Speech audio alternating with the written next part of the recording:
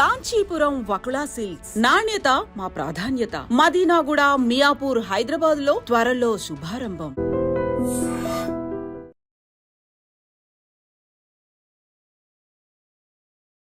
నమస్కారం, welcome to I dream. ధర్మ మార్గం విత్ విజిత కార్యక్రమానికి స్వాగతం.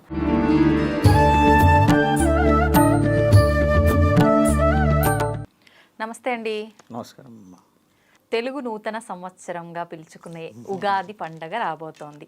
మనందరికీ కూడా మొదటి పండగ, తొలి పండగ. ఈ పండగతోటే మనకు అన్నీ కూడా ప్రారంభమవుతాయి. ఇంకా మిగతా పండగలన్నీ కూడా మామూలుగా ఉగాది అనగానే పంచాంగ శ్రవణం అంటుంటారు, షడ్రుచుల కలయిక ఉగాది పచ్చడి అంటుంటారు. ఇప్పటి నుంచే మనకు కొత్త చిగుర్లు మొదలవుతుంటాయి అని అంటుంటారు. నిజంగా అసలు ఏంటి ఉగాది విశిష్టత ఏంటి? ఉగాదిని యుగాది అని చెప్పి పిలుచుకుంటుంటారు, మరి అది వాడుకలో ఉగాదిగా మారిపోయింది. అసలు ఏంటి దీని వెనకాల ఆంతర్యం ఏంటి? ఇవన్నీ కూడా తెలియజేయండి. అంటే శాస్త్రజ్ఞానం అనమాట. ఉగాది అని అంటే 12 నెలల, మీరు అన్నట్టు పంచాంగం. 12 నెలల పంచాంగమే ఎందుకు చెప్పాలి? 60 సంవత్సరాల వసంతం కదా మనది. యాక్చువల్లీ 60 years మనది. ఈ 60 సంవత్సరాలకు ముందు ఏమున్నది? యుగాది అనేది బ్రహ్మ యొక్క రోజమ్మ. ఎందుకంటే యుగ పురుషుడు ఆయనే. యుగాది అని ఆ నక్షత్రాలన్నిటినీ ఇంతకు ముందుకు, అంటే ఆయన గారు రాయక ముందుకు, ఆయన గారు వివరణ ఇవ్వక ముందుకు నక్షత్రాలు, సూర్యచంద్రులు మరియు ఖగోళం అంతా ఒక నిర్దిష్టమైన స్థితిలో ఉండకపోయేదంట. ఓకే. అప్పుడు దేవాది దేవతలు మానవ శరీరాలు ఒకవేళ ఎవరి పనులు వాళ్ళు చేసుకున్నా కూడా డే అని, మార్నింగ్ అని, లేకపోతే ఒక సమయం అని, లేకపోతే ఈరోజు అమావాస్య అని, ఈరోజు పౌర్ణమి అని, ఈ నిర్ణయాలు లేకుండే. లేని సమక్షాన్ని ఈ నక్షత్రాలన్నింటినీ, అంటే వాటి యొక్క ఆగమనం, అంటే అవి ఎక్కడెక్కడెక్కడెక్కడ ఉన్నాయని అర్థం. బాగా ఉంచాను. ఆగమనం అంటే ఏంటంటే స్థితి అనేది లేదు అన్నట్టు. వాటిని ఒక స్థితికి తీసుకొని వచ్చి రోజుని ప్రారంభించిన రోజు అనమాట. ఎలా ప్రారంభించాడు బ్రహ్మ? ఆయన అయితే రాతలు రాశాడు, ఒక యుగాన్ని ఆరంభించాడు కదంటే, ఆ తర్వాత బ్రహ్మకున్న హక్కు ఏంటంటమ్మా, సమస్త జీవరాశులని ఆయన రాత మాత్రమే రాయగలడు. దాన్ని పాటించడానికి అనుమతి కావాల్సింది మహావిష్ణువుది. కానీ పాటించడానికి, ఒక జీవిత చక్రం నడవడానికి అనుమతి మహాముక్కంటిది కావాలి. అంటే పుట్టడానికి, చావడానికి ఈయనగారే మూలధారం. ఇలా ఉన్న ఆ తరుణాన్ని పార్వతీ పరమేశ్వరులకు ప్రతీకగా జరుపుతారు ఉగాది. ఎలా? విష్ణు మహానీయుడి పాత్ర ఏంది ఇందులో?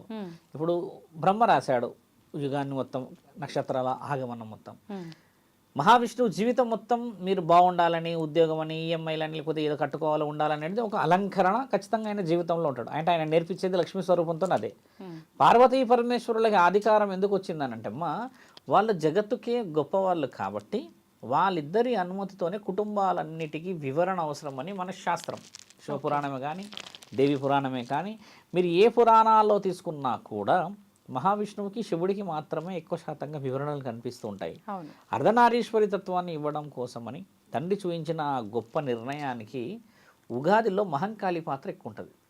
మహంకాళి పాత్ర ఎలా బాగా గమనించి చూస్తే అమ్మా, ఒక దేవత స్వరూపం మన దగ్గర మనం పెడతాం. షడ్రుచులు అనే విషయం ఇక్కడ ఎక్కడ రాలేదు, నేను యుగం గురించే చెప్తున్నాను. కాళి మహంకాళిది ఏంటంటే అమ్మ ఆది బీజం. అంటే ఒక స్త్రీ అఖండంగా ఆవిడ జీవితం మొత్తాన్ని ఎవరి కోసం వివరిస్తుంది? కుటుంబం బాధ్యతలు. అంటే కుటుంబ బాధ్యతలు అంటే ఇప్పుడు మీ ఇంటికి వచ్చేసరికి నీవైతే మరి యావత్ భూమండలానికి అమ్మ పార్వతీమాతే కాబట్టి ఆవిడకి వివరణ గౌరవమే వేప కొమ్మలు. బాగా గమనించాలి. వేపాకులు ఎందుకు పెడతారు? చల్లదనానికి పెడతారు. మామిడి ఆకులు ఉగాదిలో లేవు, బాగా గమనించండి. బాగా గమనించి చూస్తే మామిడి ఆకులు ఉగాదిలో పెట్టకూడదనేది శాస్త్రం. ఎందుకు పెట్టకూడదు అనేది చెప్పాలి. మహానుభావులు ఉంటారు కదా చూసేవాళ్ళు. ఎందుకు పెట్టకూడదని అంటే, కొత్తగా వచ్చిన మామిడి కాయలు ఏవైతే ఉంటాయమ్మా, కొమ్మలుగా తెంపేస్తే ఆ పంట చేతికి రాదు. ఇది వివరణ చాలా బలంగా ఉంది మన దగ్గర. మన వాళ్ళు కేవలం ఆకే తెంపరు కదా, ఇట్లా మండలు తీసేసినప్పుడు పండ్లు చాలా చాలా చాలా వృధా అయిపోయి నేల పాలైతాయి తల్లి. అందుకని ఉగాది రోజు వేప కొమ్మలు పెట్టమంటారు. వేప కొమ్మలే పెట్టాలి, వేపాకులే పెట్టాలి. అప్పుడే వచ్చిన వేప పువ్వు పెడతారమ్మా, ఉగాదిలో వేస్తారు. ఎందుకు వేస్తారు తెలుసా? దాని అంతరార్థం ఏంటంటమ్మా, వేప పువ్వు వేయడానికి మన దగ్గర జీర్ణక్రియ బాగా కావడానికి అర్థం. దీని ఒక అర్థం. పులుపు, చింతపండు అప్పుడు తెచ్చిందే వేస్తారు. అంటే జీవితంలో 6 రకాలు ఉన్నాయమ్మా. కష్టము, సుఖము, నష్టము, ఇష్టము, దుఃఖము, బాధ, కోపము, కామం, క్రోధం అన్నీ ఉన్నాయి కదా. ఇవన్నిటికీ ప్రతీకగా లాస్ట్ ఎండ్ ఆఫ్ ది మీరన్న వివరణ చూస్తే ఇప్పుడు వేప పువ్వు, తర్వాత చాలామంది నాకు తెలిసి కారము ఉప్పు కూడా వేసేవాళ్ళు ఉన్నారు, వేస్తున్నారు. సోంపు వేస్తారు, అవును. బెల్లం వేస్తారు, తర్వాత అప్పుడే తీసిన వేప పువ్వు వేస్తారు, కొబ్బరి కూడా కొంచెం ఇట్లా తురిమి వేస్తారు.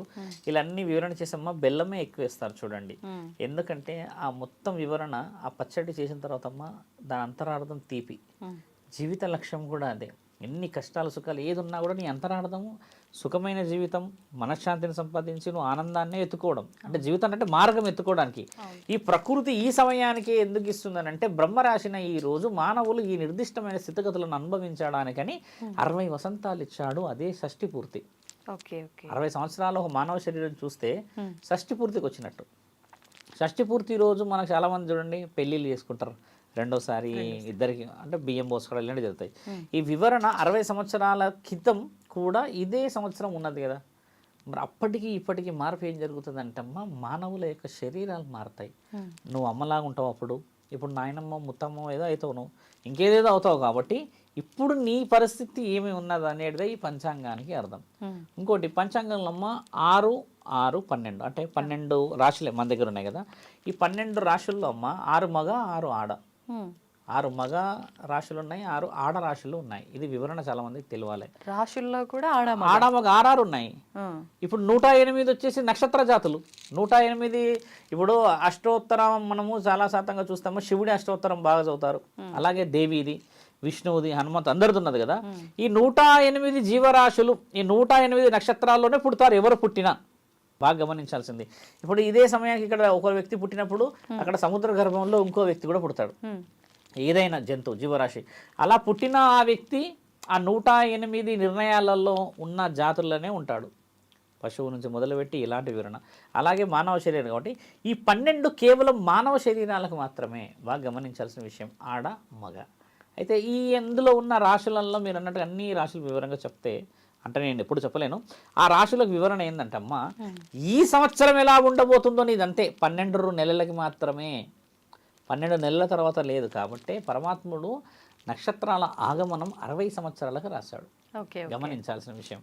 ఇప్పుడు జాతక వలన సింహం, ఇప్పుడు మిథున రాశి ఉంది తల్లి, ఆ 12 నెలల్లో బాగా కుబేరుడు అయిపోయాడు అనుకోండి, మరి 13వ నెల ఒకటేసారి కింద పడిపోవాలా?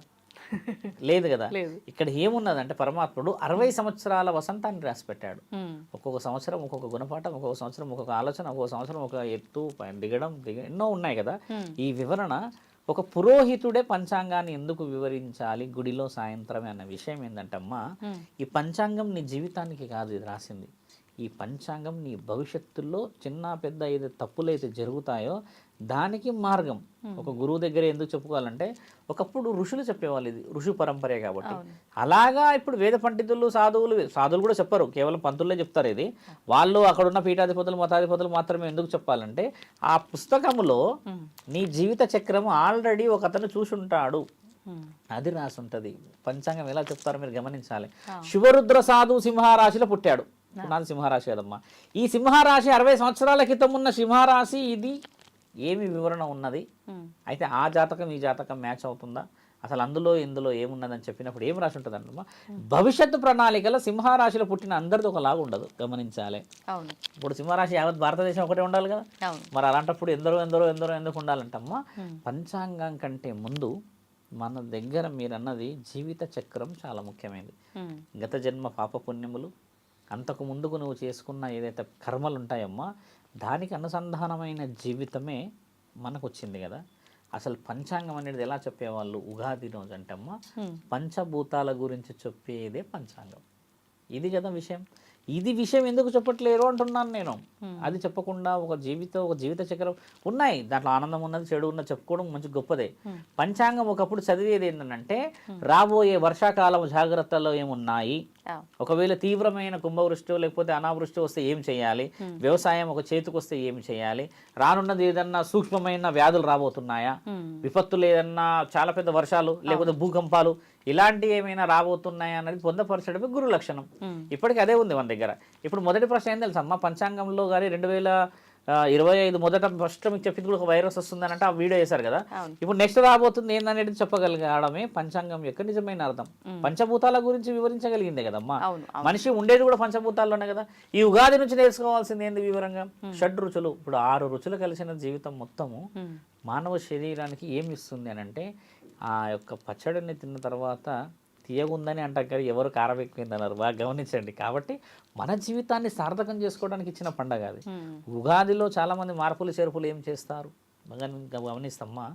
మన వాళ్ళు పెట్టే పద్ధతులు కొంచెం మార్చాలి. దీపాలు ఏం చేస్తారంటమ్మా, ఒక దీపం ఇక్కడ ఒక దీపం ఇక్కడ పెడతారు మన వాళ్ళు ఇంట్లో. ఇప్పుడు కూడా దీపం అలా పెట్టకూడదు. 2 దీపాలు ఎప్పుడు కూడా కుటుంబంలో పెట్టే అర్హత మనం తీసుకోకూడదు. 3 దీపాలు పెట్టాలి. ఎలా పెట్టాలి 3 దీపాలు? చిత్రపటాలు ఇలా ఉంటాయమ్మా దేవుడి.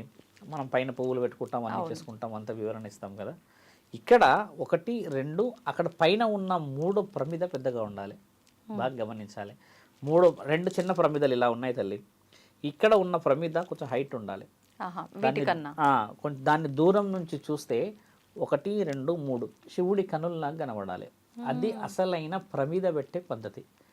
అంటే దూరం నుంచి చూస్తే 3 ప్రమిదలు ఇలా కనబడాలి. ఇది హైట్ ఉంటుంది, 2 1 2 కదమ్మా. ఇలా ఉండడమే రాసుంది శాస్త్రంలో. నీ ఇంట్లో అంటున్నా నేను, గుడిలో కాదు. ఇంట్లో పెట్టే దీపం యొక్క పద్ధతి చెప్తున్నా. అలా ఎందుకు పెట్టాలి అని అంటే అమ్మ, ప్రతి కుటుంబ బాధ్యతలు భార్యాభర్త పిల్లలు, ఈ కింద ఉన్న వాళ్ళు భార్యాభర్త పిల్లలు సంసారం అనుకోమ్మ. పైనున్న దీపమే పరమాత్ముడు. ఆయన ఉన్నాడన్న నమ్మకం కదా. ఇప్పుడు నువ్వు ఇక్కడ కూడా చాలా ఇంట్లో పోయి నేను ఫస్ట్ దీపమే మలిచిపిస్తా, ఇలా ఎందుకు పెట్టడం? దాని అర్థం తెలుసు కదా, తెలుసుకోవాలి కదా. నువ్వు గుడిలో అయితే అమ్మ దీపం వేరేలా ఉంటుంది మళ్ళీ. ఎందుకంటే ఆ దేవత నియమ నిబంధనలు, అక్కడ ఉన్న సప్త ఋషులు ఏమేమి ఇచ్చారో వాళ్ళ యొక్క గురువు యొక్క వివరణ నిమిత్తం ఇస్తారు. మీరు ఏ గుడిలో పోయినా కూడా చూడండి, దీపం ఒకటి మాత్రం ఖచ్చితంగా అఖండ జ్యోతి ఒక దగ్గర వెలుగుతూ ఉంటుంది. అట్లా మన ఇంట్లో కూడా 3 దీపాలు పెట్టడమే శుభ సూచికము. చాలా మంది గురువులు చాలా మంది కూడా చెప్పారు ఇంతకు ముందుకు. ఉగాది రోజు వేప కొమ్మలతోని మాత్రమే తోరణం కట్టాలి. మామిడి తోరణంతో ఎందుకు కట్టకూడదో మీకు చెప్పాను.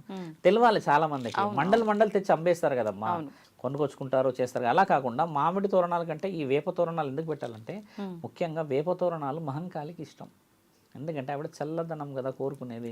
కొంతమంది అది అవుతాయి చూడండి, పింపుల్స్ అంటారు దాన్ని, చికెన్ పాక్స్. అదే అమ్మవారు వాళ్ళందరూ కూడా వేప కొమ్మల మీదే పడుకోబెడతారు, కూర్చోబెడతారు. తెచ్చిన ప్రమిద కూడా అమ్మ వేప కొమ్మల మీదే పెట్టాలి. మనం తెస్తాం, చిన్న కుండ తెస్తాం, మన స్థాయిని బట్టి తెచ్చుకుంటాం కదా, దానికి బొట్లు గొంతుకు పెడతారు ఇక్కడ. ఆ కుండ మొదటి మూత అది ఎందుకు పెడతారంటే అమ్మకి ఆహ్వానం అది. అలా పెట్టిన తర్వాత దానికి కంకణం కూడా కడతారు. మనం కట్టుకున్నట్టుగా దానికి కూడా కడతారు, దానికి బొట్లు పెడతారు, వివరంగా పెడతారు. ఎందుకంటే అమ్మ ఒకప్పుడు వివరణ అంతా శాస్త్రం అంతా దాగుంది అందులో. అదే కుండలో అక్కడ పెట్టే కలపాలి. బాగా గమనించాల్సిన విషయం ఏంటంటే అమ్మ, ఫస్ట్ అక్కడ పెట్టి వేపాకులు పెట్టి అందులో వేసి అక్కడే కలపాలి. పూజ గదిలో మొత్తం అంతా తీసుకొచ్చి వంటగదిలో కలిపేసి తీసుకొచ్చి పెట్టడం కాదు. చాలా మంది చేసే పొరపాటు కూడా అదే.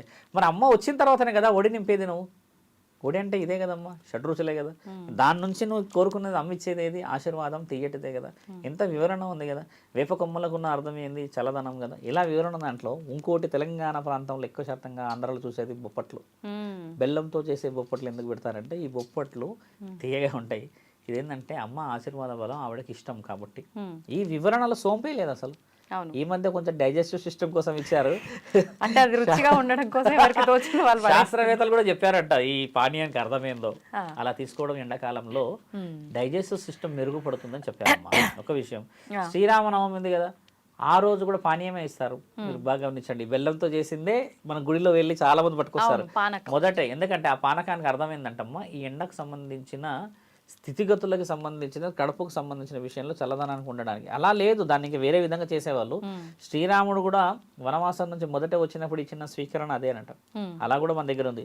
ఉగాది అది 6 రుచులు కాదు, అది 7వ రుచి మనది. మన జీవితం కమ్మగా ఉండడానికని దేవతలకు ఇచ్చే ఆహ్వానం కదమ్మా. ఉగాదిని వివరంగా చాలా మంది ఎలా చేసుకోవాలి, ఇప్పుడు ఇంతకు ముందుకు ఆయన గారు చెప్తున్నారు ఎలా పుట్టింది, ఏ యుగంలో ఎలా చేశారు, ఏం చేస్తారు కదమ్మా.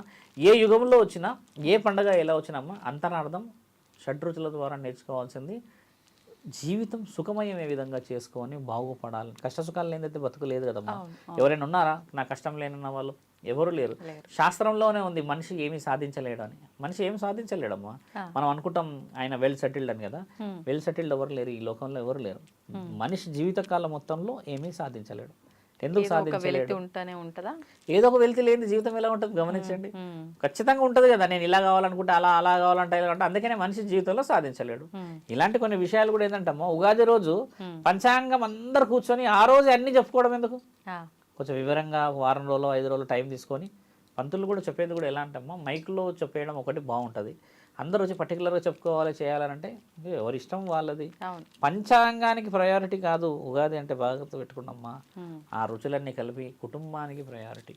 ఇది ముఖ్యంగా మహంకాళిది, శివుడిది, విష్ణువుది, బ్రహ్మది. ఎంత వివరంగా ఇచ్చిన పండగలో ఈసారి చూద్దాం మరి ఎవరి పచ్చడి ఎంత కమ్మగా ఉంటుందో. అందరూ మారాలి అంటే ఎవరి జీవితం ఎలా ఉండబోతుందనా? కమ్మగా ఉండి అందరూ, పరమాత్ముడే తన్ని ఇచ్చాడు మనకు తల్లి. మనమే ఎన్నో అవమానాల పాలు చేసుకొని, ఎన్నో దేవుని నమ్మక, దేవుణ్ణి కొట్టి తన్నుకొని తిట్టుకొని నువ్వు ఏం చేసా ఉన్నావు. కానీ ఈ జన్మ కాదు కదా, నక్షత్రాలకే పరమాత్ముడు ఆగమనం ఇస్తే మానవ శరీరం ఎత్తిన మనకి ఎంతటి జీవిత చక్రాన్ని ఇవ్వాలి. అది తెలిసిన రోజే కదా అసలైన వివరణ తెలిసేది. కాబట్టి ప్రేక్షకులందరూ పండుగ వివరంగా చేసుకోవాలని కోరుతూ ఉగాది పండుగ శుభాకాంక్షలమ్మా. మనకు ఇప్పుడు వచ్చే ఉగాది తర్వాత మార్చి 29న మరి ఎప్పుడు అనేది కరెక్ట్గా తెలియదు, కానీ ఉగాది ముందు తర్వాత ఈ మధ్య కాలంలో ఎప్పుడు మొత్తానికి షష్టగ్రహ కూటమి ఏర్పడుతోంది అని చెప్పి వింటున్నాము. చాలామంది మార్చి 29న అని డేట్ కూడా మెన్షన్ చేయడం అయితే జరుగుతోంది.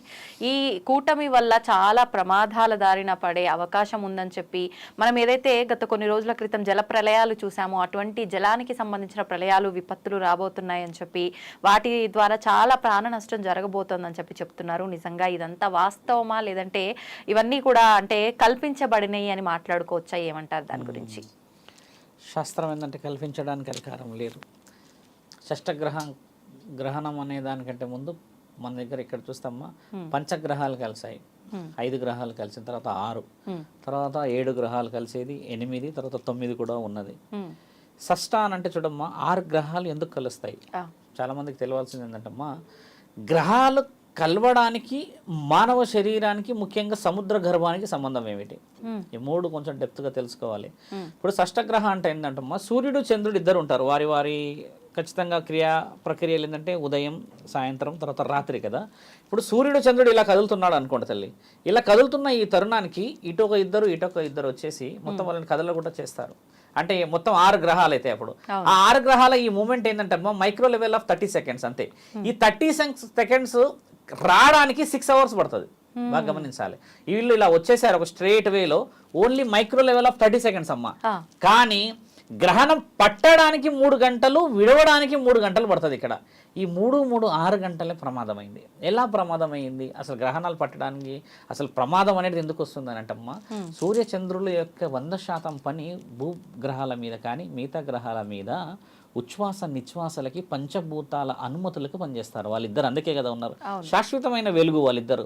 అయితే వాళ్ళిద్దరిని ఆపడం చేత మిగతా ఏదైతే జీవరాశులు, ముఖ్యంగా దేవాది దేవతలకి పూజలు, నియమ నిబంధనలు అందవు ఆ రోజు. ఇది ప్రమాదం మనం గమనించాల్సింది. ఎందుకంటే గ్రహణ కూటమి వచ్చినప్పుడు భూమండలంలో దేవాది దేవతలను ఎందుకు మూసేస్తారు? ఒక ప్రశ్న. రెండో ప్రశ్న, గ్రహణాలన్నిటికీ అధిపతి, 7 లోకాలకి అధిపతి మహాముఖంటి. ఆయనని బందీ చేసే మొనగాడు ఎవరు లేరు. ఆయనని పూజ కూడా ఎవరు చేయరు. గ్రహణాలల్లా మనం బాగా డీప్గా వెళ్తే క్షుద్ర ప్రయోగాలు ఎక్కువ చేస్తారు. ఇది చాలా మందికి భయం. అదే గ్రహణ కూటమి అంటే భయం. అది గ్రహణ కూటమి రోజు ఎలాగైతే 6 గ్రహాలు ఒక దగ్గరగా వచ్చేసి 6 గంటల సమయాన్ని నిర్దేశిస్తాయో, ఆ సమయం అంతా చీకటిమయం అవ్వడం చేత గర్భవతులు, బాల్యంతలు, ఇమ్మెచ్యూర్గా పుట్టే పిల్లలు ఉంటారు. కొంతమంది పుట్టిన పిల్లలు 18-19 సంవత్సరాలు ఉన్నా వాళ్ళ బ్రెయిన్ ఎదగదు, చిన్నపిల్లల్లా ఉంటారు కదమ్మా. ఈ ముగ్గురు ప్రమాదంలో ఉన్నట్టు. వీళ్ళు ఎందుకు ప్రమాదం ఉంటారంటమ్మా, ద రేడియేషన్ ఏదైతే ఉంటుందమ్మా, అతి నీళ్ళ లోహిత కిరణాలు చాలా చాలా చాలా చాలా వైల్డ్గా వస్తాయి. ఒక గ్రహణం అంటే సూర్యగ్రహణం, చంద్రగ్రహణానికే బయటికి వెళ్ళొద్దు అంటారు. అలాంటిది 6 కలిస్తే అంటే ఒక డిజిట్స్ పెరిగినట్టే కదమ్మా. ఆ రేస్ అనేది ఎఫెక్ట్ అవుతుంది ఇమ్మెచ్యూర్గా ఉండే వాళ్ళకి. బాల్యంతా ఎలా అనేది అంటే అమ్మ, బ్లడ్ లాస్ అయ్యి బిడ్డని కన్నా తర్వాత శరీరానికి ఆకర్షించే శక్తి ఎక్కువ ఉంటుంది, ముఖ్యంగా చెడు గాలి. గర్భంతో ఉన్న బిడ్డ తల్లి కూడా ముఖ్యంగా బరువుతో ఉండడం చేత వేరే నార్మల్గా చేసే పనులన్నీ చేయలేదు కాబట్టి ఆవిడ పైన ప్రభావం చూపిస్తుంది. మూడో విషయం నేను చెప్పింది ఏంటంటే, అంతగా ఎదిగిన కొంతమంది పిల్లలు ఉంటారు కదమ్మా, ఇలాంటి వాళ్ళకి ఎందుకు చెప్తున్నామంటే, మిగతా వాళ్ళు వాళ్ళు వేరే వేరే వేరే పనులు చేసుకోవచ్చు. అవును. గుడికి వెళ్ళవచ్చు, లేదా ఇంకేమైనా పనులు చేసుకోవచ్చా, లేకపోతే ఎవరైనా గురురక్షణ దగ్గర పోయి రావచ్చా, ఇలాంటి చేయడానికి వేస్ ఉంటాయి. కానీ ఈ వేస్ లేని వాళ్ళు ఈ ముగ్గురే. ఈసారి ప్రమాదం ఉన్నది ముఖ్యంగా వాళ్ళకి అని చెప్పి హెచ్చరిక. మేము నిన్న రాత్రి కూడా అమ్మ చాలాసేపు గురువులతోని వాళ్ళతోని వీళ్ళతోని విషయం చాలా డీప్గా డిస్కస్ చేశాం. చెప్పిందల్లా ఏంటంటే, నేను అడిగాను, ఇప్పుడు గ్రహణాలు ఇలా ఉన్నాయని అన్నారు, వాస్తవమే. చాలామంది అక్కడ సముద్ర గర్భం ఎందుకు కదులుతుంది మరి? అవును. ఇప్పుడు గ్రహణాల సంగతి వచ్చింది పోయింది, 100 సంవత్సరాల క్రితం వచ్చింది, 200 సంవత్సరాల క్రితం వచ్చింది కదా. సముద్రంలో అలలు ఇట్లా ట్రయాంగిల్ టైపు, స్క్వేర్ టైపు ఈ విధంగా రావడానికి ముఖ్యమైన హెచ్చరికలు ఏమిటి? ఒక జీవరాశి 250, 350 సంవత్సరాల నుంచి బయటికి రాంది ఒకటి బయటికి వచ్చి ఊపిరి తీసుకుంటున్నది, శాస్త్రవేత్తలు రికార్డు చేశారన్న ఒక వీడియో వచ్చేది. దాని అంతరార్థం నుంచే కొంచెం డీప్గా ఆలోచన పోయి చూసినప్పుడు ఏంటంటమ్మా, సముద్రం అలా కదులుతుంది అని అంటే నీళ్లతో సంబంధించిన ఒక ప్రళయం పొంచి ఉన్నది అని అర్థం. మానవ శరీరాలతో ఉన్న వాళ్ళకి వస్తుందా, అక్కడ చుట్టుపక్కల ఉన్న రాష్ట్రాల మీదకి వస్తారా అని కాదు. కానీ జలేంద్రుడు ఎగిసిపడే అవకాశం ఎక్కువ ఉన్నదని చెప్తున్నారు. జలేంద్రుడు ఎవరు బాగా గమనించాలి. గంగామాత కదా దేవుళ్ళకి ఇప్పుడు నీళ్ళు అంటే, కాబట్టి జలేంద్రుడు గంగామాత కొడుకు, బాగా గమనించాల్సింది. శివుడికి మరియు గంగామాతకి పుట్టినవాడు జలేంద్రుడు. ఈ జలేంద్రుడు కొన్ని యుగాల క్రితం ఒకసారి పెద్ద ప్రళయం తెచ్చి ప్రపంచాన్ని అంతా ముంచాడు. ఈసారి ఆయన ప్రభావం చూపించబోతున్నాడేమో, ఏదైనా విపత్తు రాబోతుందేమో, లోతట్టు ప్రాంతాలు మునగబోతున్నాయేమో అంటున్నారు కదమ్మా. ఇక్కడ గమనించాల్సిన విషయం కూడా ఏంటంటే, మనం ఏ నెలలో ఉన్నాం? మే. ఆల్మోస్ట్ 29 అని అంటమ్మా, ఏప్రిల్కి వస్తాం. అంటే ఎండలు బగ్గున మండుతాయి కదా. మే కాదు, మార్చిలో ఉన్నాం, అంటే ఏప్రిల్ కదా. ఈ మార్చి నుంచి ఏప్రిల్ అంటే ఎండలు హెవీగా ఉన్నప్పుడు ఒక్కసారి నీళ్ళు ఎగిసిపడే అవకాశం అంటే అది ఊహించనిది. ఇది జరగబోయే ఎండలప్పుడు వాటర్ తక్కువగా కావాలి కదా. ఇలాంటప్పుడు నీళ్లు ఎగిసిపడడం జరగబోతుంది అనేది హెచ్చరిక. ఇప్పుడు మీరు అన్నట్టుగానే శుద్ర పూజల దగ్గరకు వస్తాం. ఇదంతా సముద్రుడు, తర్వాత దేవుడు, అష్టగ్రహాలు ఇవన్నీ కదమ్మా. మానవ శరీరంలో ఏం జరుగుతుందో తెలుసమ్మా, బలహీనతగా ఉన్న వాళ్ళందరూ శుద్ర పూజల్లో కూర్చొని ఆ శక్తులు ఈ శక్తులు సంపాదించి ఆయన గారికి అది చేయాలి, ఈయన గారికి ఇది చేయాలని చాలా బలంగా కూర్చుంటారు. ఎందుకంటే ఒక అమావాస్యకి ఒక పౌర్ణమికి అంత శక్తులు సంపాదించాల్సిన వాడు 6 గ్రహాలు వచ్చినప్పుడు మరి ఆయన గారు కావాల్సిన శక్తులు సంపాదించాలని చేస్తారు కదమ్మా. మానవులు చేయాల్సింది ముఖ్యమైనదంటే ఆ రోజు పూజలు చేయడం. మన వాళ్ళు చేసే అత్యంత ముఖ్యమైన తప్పు ఏంటంటే, గ్రహణం రోజు అన్ని దేవతలందరికీ, దేవాది దేవతలందరికీ ఖచ్చితంగా ఆ ద్వారాలు మూస్తారు, కానీ మహాశివుడికి ముయ్యరు కదమ్మా. మరి ఆయన గారినన్నా పూజ చేయకపోతే మరి ఎవరు కాపాడాలి? మీరు ఎవరిని పూజగా చేయకపోవడం వల్లనే బయట ఉన్న ఆ ప్రేతాత్మలు, ఆ మిగతా ఏదైతే ఉన్నాయో క్షుద్ర బలాలు చేయగలుగుతాయి కదా. అంటే నువ్వు ఒక డోస్కి యాంటీడోస్ చేయడానికి సిద్ధంగా ఉండాలంటే నువ్వు పూజ చేయాలి. అఖండ జ్యోతి వెలిగించుకోవడమా, ఇంట్లో పూజ చేసుకోవడం అనేది గోప్యంగా చెయ్యవు. అట్లా అని గుడికి వెళ్ళరు, మొత్తం గుళ్ళే మూసేస్తారు. శివాలయాలు కూడా కొన్ని చోట్ల మూస్తారు, కొన్ని చోట్ల ముయ్యరు. పురోహితులందరికీ నేను చెప్పదలసిన విషయం ఏంటంటమ్మా, గ్రహణం రోజు ముఖ్యంగా పౌర్ణమి రోజు, అమావాస్య రోజు శివాలయాలలో మహారుద్ర హోమం కానీ అగ్ని హోమం కానీ చేస్తే అమ్మ ఎక్కడ లేని శుభ ఫలితాలు వస్తాయి. ఎలా వస్తాయి తెలుసా అమ్మ? బాగా గమనించాల్సిన విషయం. చాలా మంది మన కామెంట్ చెప్తారు కూడా, మహాశివుడిని ఆపడానికి ఏ శక్తి లేదమ్మా ఈ లోకంలో. అలాంటిది దేవాది దేవతలు కూడా మహాశివుడు ఏం చేస్తాడో అని ఎదురు చూసే ఒకే ఒక్క రోజు గ్రహణం రోజు. ఎందుకంటే ఆ రోజు ఆయన చాలా యాక్టివ్గా ఉంటాడు. మిగతా రోజులలో మిగతా దేవతలందరూ పని చేసుకుంటారు, ప్రిన్సిపాల్కి అంత పని ఉండదు. ఇప్పుడు మిగతా వాళ్ళందరూ పని చేయనప్పుడు ఒక ప్రిన్సిపాలే ఉంటే ఆయనకి ఎంత రెస్పాన్సిబిలిటీ కదా. మరి ఆయనకి ఏం మర్యాద ఇవ్వాలి? మనం ఒక హోమం చేయాలి, ఒక అభిషేకం చేయాలి. ఆ పట్టు కాలం ఓకే, ఆ సమయం మనం పోలేం, కానీ మిగతా సమయం అంతా అలర్ట్ కావాలి కదమ్మా. ధర్మరక్షణ అనేది మనం చేసుకుంటుంది. క్షుద్ర పూజలు జరుగుతాయి ఈ రోజు అని చెప్తున్నారు కదా, ముమ్మాటికి జరుగుతాయి. ఎందుకంటే నెగిటివ్ని ఎక్కువ నమ్ముతారు సమాజం, కాబట్టి ఇందులో పాజిటివ్ ఉంది అంటున్నాను కదా. మహాముఖంటి ఏం చేశాడు? గ్రహణాల అధిపతి ఏం చేశాడు? 3 కన్నులు ఉన్నవాడు ఏం చేశాడు? అర్ధనారీశ్వరి తత్వాన్ని ఇచ్చినవాడు ఎక్కడికి పోతాడు? మరి ఆయన గారిని ఎందుకు పూజించారు అంటున్నాను. అదొక వెరీ సింపుల్. మహావిష్ణువునైనా పూజించుకో, కానీ దేవాది దేవతలకు కట్లు పడతాయన్న ఈ నియమంతో మిగతా వాళ్ళందరూ భయభ్రాంతులకు గురవుతున్నారమ్మా. భయాన్ని పలుకొట్టే మహానీయుడు వైద్యనాథుడు భూతనాథుడు ఉన్నాక మనం కూడా తెలుసుకోవాల్సినది. ఎందుకంటే చాలా మంది పురోహితులకు చెప్తుందంటే అమ్మా, ఖచ్చితంగా శివలింగం ఉంటుంది కదమ్మా గుడిలో. ఆ రోజు ఆయనకు వైవిధ్యంగా పూజలు చేయడం చేత ఏమిటంటే తండ్రి అనుగ్రహం అందరి మీద రావాలి. మళ్ళీ కొంచెం డీప్గా చెప్పే విషయం ఏంటంటే, మామూలు పూజలు చేస్తామమ్మా, స్పెషల్ డేస్ ఉంటాయి, పండుగ రోజులు కదా. అంటే నాకు అంటూ కొంచెం ప్రత్యేకత రావాలని మనం పట్టు వస్త్రాలు, పండు ఇంకేదో పెడతాం మొత్తానికి కదా. అందరు దేవాది దేవతలు బాగున్నప్పుడు పెడతాం. అదే శివుడికి గ్రహణం రోజు పెడితే ఏమవుతుందో తెలుసమ్మా, స్పెషల్ అట్రాక్షన్ గా నిన్నే చూస్తాడు కదా, ఆ రోజు మనం అదెందుకు చేయలేము అంట. నెగిటివే చేస్తారు, మనల్ని పాజిటివ్ చేయరు.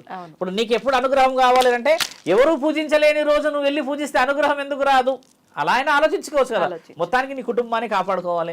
బాల్యంతలో చిన్నపిల్లలు మీరు కొంచెం నేను నా మైండ్ గురించి చెప్పిన వాళ్ళందరూ కాపాడబడాలని చెప్పేది ఈ గ్రహణం యొక్క కూటమి యొక్క విలువ. ఇందులో ఇంకో విషయం ఏమొస్తుందంటమ్మా, అమావాస్య కలిసి వస్తుంది. ఇక్కడ అమావాస్య కూడా ఏమైపోయిందంటమ్మా, ఒక వ్యక్తినిగా 4 తాడులు వేసిన తర్వాత అన్ని తీసేసామంటే ఇంకో అసలైన తాడొచ్చి పడుతుంది మళ్ళీ. అంటే బలం అనేది ఉన్నది అక్కడ. ఇప్పుడు 29కి 30కి ఉన్నది ఈ 2 రోజులు. మీరు అన్నట్టు 31కి మీరు అన్నట్టుగా ఉగాది ఉంది.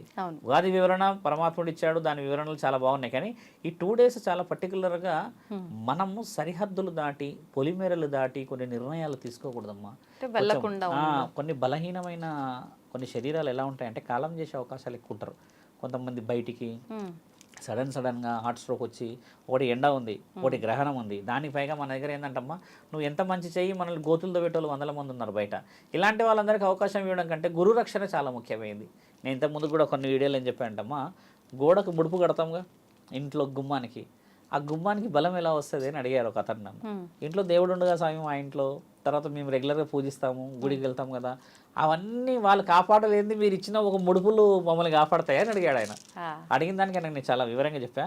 ఆ ముడుపు ఎలా కాపాడబడుతుంది అంటమ్మా, ఆ ముడుపు మహాముఖ్యంటికి సంబంధించింది. ఎక్కడైతే దేవాది దేవతలు వాళ్ళ యొక్క నిర్దిష్టమైన నిర్ణయాన్ని చేయలేకపోతారో అక్కడికి చేరేవాడే మహాముఖ్యంటి. అది కొబ్బరికాయ ఏంటంటే అమ్మా, అది మహాముఖ్యంటిదే అని ఎలా చెప్తారు, అది దేవుడికి ఎందుకు చెందుతుంది అంటమ్మా, కొబ్బరికాయ చీలిక తీసి చూస్తే వెనకాలో 3 ఉంటాయి ఇలాగా, అది కన్నులు 3 పరమాత్ముడి. కాబట్టి ఆయన ఆజ్ఞ పనిచేస్తుంది అక్కడ. మిగతా ఆజ్ఞలంతా దేవాది దేవతలు పనిచేస్తారు. కానీ గ్రహణమే కానీ అమావాస్య కానీ పౌర్ణమే కానీ ఇలాంటి షష్టగ్రహ కూటమిలప్పుడు ఏంటంటమ్మా పనిచేసేవాడు భూతనాథుడే, ఈయన మాత్రమే పనిచేస్తారు అక్కడ. అందుకని గురుబలం అవసరం అక్కడ. ఒక గురువే కట్టగలుగుతాడు, మీ దేవత వచ్చి కట్టలేదు కదా అక్కడ. మనం పాటించం కూడా, మన ఇంట్లో మనం కట్టాం. ఎందుకంటే ఒక క్షేత్రం దాటిపోయి ఒక ఊర్లోకి పోయి ఒక గురువుని నమ్ముకుంటే ఆయన ఎవరినో ఒక దేవుడిని నమ్ముకున్న తర్వాత కడతాడు. ఆ ముడుపు ఎవరైనా కట్టొచ్చమ్మా, మహంకాళిదే కానీ, నల్లపోచమ్మదే కానీ, దుర్గామాతదే కానీ, అయ్యప్ప స్వామి ఎవరిదైనా ముడుపు. కానీ ఆ గ్రహణం రోజు అమావాస్య రోజు పని చేయాలి అదేనంటే దాన్ని ప్రతిరోజు పూజించాలి. పూజిస్తాం మనం, మీరు బాగా గమనించండి, పూజించారు. అది ఉంటుందిగా గుమ్మడికాయ, ఆ గుమ్మడికాయ ఒకటిని పూజించవద్దు, ఎందుకంటే అది నరఘోషకి నరదిష్టికి ఉంటుంది. కానీ ఈ ముడుపుని కంపల్సరీ పూజించకపోతే దానికి శక్తి ఎలా వస్తుంది, దానికి యాక్టివేషన్ రావాలన్నా అవసరం లేదా? ఇప్పుడు ఇది గుమ్మడి పండుగ పద్ధతి వేరు. అంత వివరంగా ఎర్ర క్లాత్ లో కట్టించి దాన్ని కొన్ని చేసి కొన్ని శక్తులు ఇచ్చి హోమంలో పెట్టి అని ఇచ్చింది, దాన్ని యాక్టివ్ చేసుకునే రైట్స్ కూడా అమ్మ మన చేతుల్లో ఉన్నాయి అంటున్నాను. అది కట్టగానే దాన్ని దుమ్ము పడేసి తీసేసి పడేసేదాకా పోకూడదు. ఇలాంటి విషయాలన్నీ పనిచేసే రోజులు కూడా ఈ గ్రహణాల రోజే. నిజమైన శక్తులు బయటకు వచ్చేది ఆ రోజే. కాబట్టి ఇంటికి రక్ష ముఖ్యమైనది. ఎక్కడైతే హోమం జరుగుతుందో ఆ హోమం నుంచి తీసుకుని వచ్చిన భస్మం ఉంటుంది కదమ్మా, ఆ బూడిద ఇంటి చుట్టూ పోసుకోవడం చాలా మంచిది. హోమం జరిగిన ఎక్కడైనా జరుగుతుంది హోమం కదా, అక్కడ నుంచి తెచ్చిన బూడిదమ్మ ఇంటి చుట్టూరుగా పోసుకోవడం చాలా శుభ సూచకం. అమావాస్యకి పౌర్ణమికి గ్రహణాల సమయంలో రక్ష ఏదో విధంగా పోవాలి కదా. ఎందుకు హోమంతో తెచ్చిన సమయానికి ముందుగానే పోసుకోవాలి. ఎందుకు అదే పోస్తే శక్తి వస్తుంది తెలుసమ్మా. మళ్ళీ మేము శుభభక్తులం అని చెప్పట్లేదు. 4 మన దగ్గర చెప్తే అమ్మా, ఒక్కొక్క యాగంలో ఒక్కొక్క యుగం గురించి వివరించారు. ఇప్పుడు మన దగ్గర ఒక్కొక్క యాగానికి ఒక్కొక్క ఫలితం పరమాత్ముడే ఇస్తాడని కూడా రాసి ఉంది. ఎన్నో శ్లోకాలు ఉండొచ్చు, ఎన్నో వాళ్ళు మనసుకు సంబంధించిన విషయం రాశారు కానమ్మా, అంతిమ స్థితి పరమాత్ముడే ఇస్తాడు అని చెప్పాడు కదా. కాబట్టి ఏంటంటమ్మా, అది తెచ్చుకోవడం కూడా ఒక హోమ ఫలితమే పరమశివుడు మాత్రమే ఇవ్వగలడు. కాబట్టి రక్ష అవసరం అక్కడ.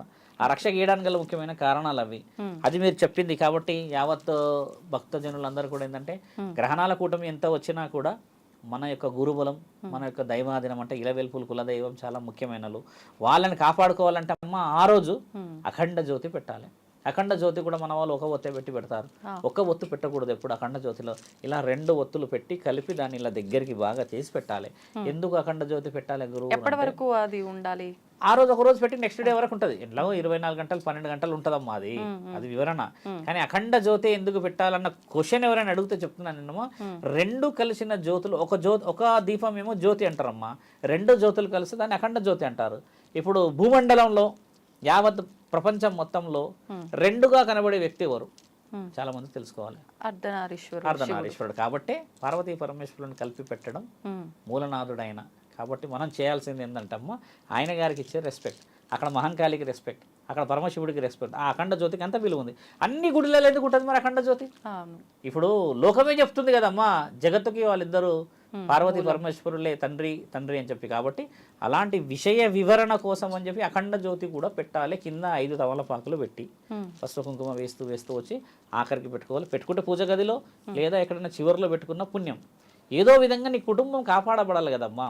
కాబట్టి అందరి దగ్గర ఉన్నదా స్వామి పెట్టుకోగలుగుతారా అంటే లేని వాళ్ళు మీ ఇష్టం. మనస్సాక్షి పరమాత్ముడు అడిగాడు, అంతే కదమ్మా. మామూలుగా మీరు స్టార్టింగ్ లో చెప్పారు 6 అవర్స్ అని చెప్పి గ్రహణ కూటమి సమయం అనేది పట్టు 3 గంటలు విడుపు 3 గంటలు అని చెప్పి కరెక్ట్. అంటే నియమాలు కూడా పాటించాలి, ఈ ముగ్గురిపై ప్రభావం ఎక్కువ ఉంటది అన్నారు. మరి నియమాలు పాటించాలంటే ఆ కరెక్ట్ సమయం ఏంటో కూడా తెలియాలి కదండి. 9 గంటల నుంచి మొదలు 12 అమ్మా, రాత్రి 3 గంటలు. మళ్ళీ 12 నుంచి 3 గంటలు అంటే ఉదయం 3 గంటల వరకు. అయితే ఎలా పట్టు అసలు ఆ విడుపు ఏందనేది తెలియాలి కదా. అవును, పట్టు అనేది ఏంటంటే అమ్మ నేను చెప్పిన ఇప్పుడు ఒక గ్రహణం అనేది చాలా చిన్నగా ఉండదు కదా. దీని నీడ దీని మీద పడుతున్న సమయం 3 గంటలు.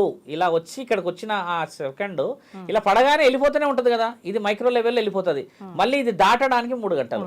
ఇలా ఆగడం అనేది ఇది పరమాత్ముడి ఆజ్ఞ. ఇంకా ఇక్కడ ఎంతసేపు ఆగితే అక్కడ ఎన్నెన్ని ఏమేమి జరుగుతాయి అనేది ఆ micro level of 30 seconds milli seconds అంటారు దాన్ని. అది పరమాత్ముడి ఆజ్ఞ. జరగాల్సిన కార్యక్రమాలు మానవ లోకానికి సంబంధం లేని అవి. ఈ పట్టడం అనేది అది ఒక గ్రహణం. ఇంత సూర్యుడు ఎలా ఉంటాడో చంద్రుడు ఎంత పెద్దగా ఉంటాడు అనేది కొన్ని మనకు పాఠాల్లో చెప్తుంటారు. ఇంత పెద్దగా ఉంటాడంట, ఇలా ఉంటాడంట, ఆయన భూమండలానికి సరిపోడంట అని చెప్తారు. గుర్తుందమ్మా? అంత పెద్దది ఒకదాన్ని ఒకటి దాటిపోవడానికని అది పట్టడానికి సమయం. ఇలా వచ్చిందమ్మా, ఇలా పడ్డది అనుకోండి, దీన్ని నీడ పడ్డదంటే పట్టు కాదు. బాగా గమనించాల్సిన విషయం. చాలా మంది ప్రేక్షకులకు అర్థం కాదని చెప్తున్నా.